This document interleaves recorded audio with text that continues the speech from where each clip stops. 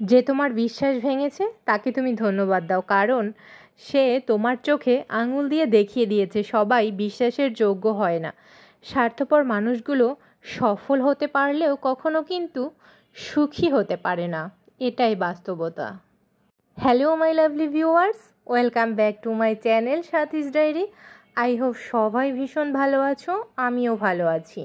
তো আজকের সকাল থেকে সারা দিন কি করলাম আমি, আর কি মজার মজার রান্না করলাম সেগুলোই কিন্তু তোমাদের সাথে শেয়ার করব। আজকে কিন্তু থাকছে এই গুঁড়ো মাছের মজার একটা রেসিপি, কেউ কিন্তু মিস করবে না, অবশ্যই কিন্তু এই রেসিপিটা শেষ পর্যন্ত দেখবে। এভাবে যদি একবার তোমরা গুঁড়ো মাছ ভাজি করে খাও তাহলে কিন্তু বারবার খেতে ইচ্ছে করবে।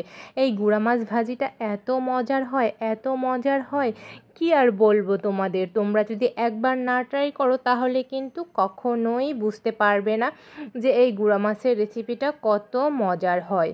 আর তোমরা কে কোথা থেকে ভিডিওটি দেখছো অবশ্যই কিন্তু কমেন্ট করে জানাতে পারো। আর আমার ভিডিও তোমাদের কেমন লাগে অবশ্যই কমেন্ট করে জানাবে। চলো তাহলে কিভাবে এই গুঁড়া মাছটা ভাজি করলাম তোমাদের সাথে শেয়ার করা যাক। আর দেখো আমি রান্না বসিয়ে দিয়েছি, এই হচ্ছে চিংড়ি মাছ দিয়ে শসা তরকারি। গরমের দিনে এইসব ঠান্ডা তরকারি খাওয়া কিন্তু শরীরের জন্য খুবই ভালো, মানে জলসা তরকারি যেমন লাউ, শসা, জালি, এই সবজিগুলো কিন্তু শরীরের জন্য খুবই ভালো, খুবই উপকারী। আর গরমে এইসব সবজি খাওয়া ভালো আর খেতেও ভালো লাগে। এইসব সবজি চিংড়ি মাছ দিয়ে রান্না করে দেখবে কিন্তু বেশ ভালো লাগে। আর ওদিকে আমি ভাত বসিয়ে দিয়েছি, এই দেখো এই যে গুঁড়া মাছ, এই গুঁড়া মাছগুলো আমি নিয়েছি, আর সাথে দেখো নিয়েছি আলু কুচি আর কাঁকরোল কুচি। মানে ঘরে একটা কাঁকরোল ছিল, ভাবছি কি করব, এর মধ্যেই কুচি করে দিয়ে দেই যেহেতু একটা কাঁকরোল আছে। তো আলু কুচি করে নিয়েছি, কাঁকরোল কুচি করে নিয়েছি। দেখো এই যে গুঁড়া মাছগুলো কিন্তু আমি এর মধ্যে দিয়ে দিলাম, দেখো। তারপর কিন্তু দিয়ে দিলাম পেঁয়াজ কুচি আর রসুন কুচি। এভাবে তোমরা আলু কুচি করে নিবে, যদি কাঁকরোল কুচি না থাকে নাও নিতে পারো, স্কিপ করতে পারো, শুধু আলু দিয়েই করতে পারো। আর হচ্ছে যে তারপর দেখো সরিষার তেল দিয়ে দিলাম, তারপর পরিমাণ মতো লবণ দিয়ে দিলাম, পেঁয়াজ তারপরে রসুন একটু বেশি পরিমাণেই দেওয়ার চেষ্টা করবে। তারপরে কিন্তু দেখো পরিমাণ মতো হলুদের গুঁড়ো দিয়ে দিলাম, তারপরে কিন্তু দিয়ে দিব পরিমাণ মতো মরিচের গুঁড়া। তোমরা যতটুকু পরিমাণে ঝাল খাও কম বেশি বাড়িয়ে কমিয়ে নিতে পারো। আমি অত বেশি ঝাল খাই না, তারপরে একটু ঝাল ঝাল করে নিচ্ছি, যে গুঁড়া মাছ একটু ঝাল ঝাল করে আমার খেতে মন চাইছে, এজন্য একটু ঝাল ঝাল করে আজকে ভাজি করব, এজন্য একটু বেশি করেই মরিচ দিলাম আমি। তারপরে কিন্তু দেখো হাত দিয়ে এভাবে কিন্তু ভালো করে মেখে নিতে হবে। দেখো আমি হাত দিয়ে কিন্তু এভাবে ভালো করে মাখিয়ে নিচ্ছি। দেখো মাখাটা দেখতে এত সুন্দর লাগছিল, মানে মনে হচ্ছিল যে কি বলবো, মনে হচ্ছিল যে আমি আম বা কোনো কিছু মাখাই না সেরকম লাগতেছিল। মনে হচ্ছিল যে আমি শুধু এমনিতে কাঁচাই খেয়ে ফেলি, যে এত সুন্দর দেখতে লাগছিল দেখো। আর এত সুন্দর কালার এসেছে, আর গন্ধটাও কিন্তু সুন্দর বেরিয়েছে।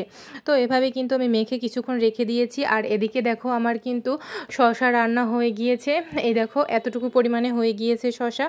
তারপরে কিন্তু দেখো আমি ওই যে মাছ মেখে রেখেছিলাম সেগুলো কিন্তু একটা ননস্টিকের ফ্রাই প্যানে এভাবে কিন্তু সুন্দর করে মেলে দিয়েছি। দেখো এভাবে কিন্তু সুন্দর করে মেলে দিতে হবে, এভাবেই কিন্তু সুন্দর করে পাতলা করে মেলে দিবে। তারপরে কিন্তু এভাবে কিছুক্ষণ রেখে দেওয়ার পরে দেখো এভাবে কিন্তু উল্টে দিবে আস্তে আস্তে করে, মানে এক সাইড থেকে এভাবে কিন্তু আস্তে আস্তে করে উল্টে দিবে, মানে দেখবে যে দাগ লেগেছে কিনা, তোমরা একটু উল্টে দেখবে, মানে খুন্তি দিয়ে এভাবে কিন্তু পুরোটা, মানে পুরো যে মাছটা রয়েছে, পুরো যে মাছ মাখাটা এভাবে কিন্তু আস্তে আস্তে করে উলট পালট করে দিয়ে তারপরে কিন্তু তোমরা সুন্দর করে ভাজি করে নিবে। এভাবে আস্তে আস্তে উল্টে পাল্টে দিবে, এবং যতক্ষণ না পর্যন্ত দাগ লাগবে, লাল লাল দাগ লাগবে, ততক্ষণ পর্যন্ত কিন্তু এভাবে করে আস্তে আস্তে উল্টে পাল্টে দিয়ে তারপরে কিন্তু সুন্দর করে ভাজি করে নিবে। তোমরা দেখেই বুঝতে পারবে যে ভাজার মতো ভাজা ভাজা সুন্দর একটা কালার চলে আসবে। তো দেখো, তো কেমন লাগলো তোমাদের রেসিপিটি অবশ্যই কমেন্ট করে জানাবে। তো দেখো আমার রান্নাবান্না কমপ্লিট হয়ে গিয়েছে, এই যে চিংড়ি মাছ দিয়ে শসা তরকারি দেখো কত সুন্দর দেখতে লাগছে। আর এই যে দেখো মাছ ভাজা, দেখো আমার কীরকম কালার হয়েছে, যে দেখো এরকমভাবে কিন্তু একটু দাগ লেগেছে, মানে হালকা একটু দাগ দাগ লেগেছে।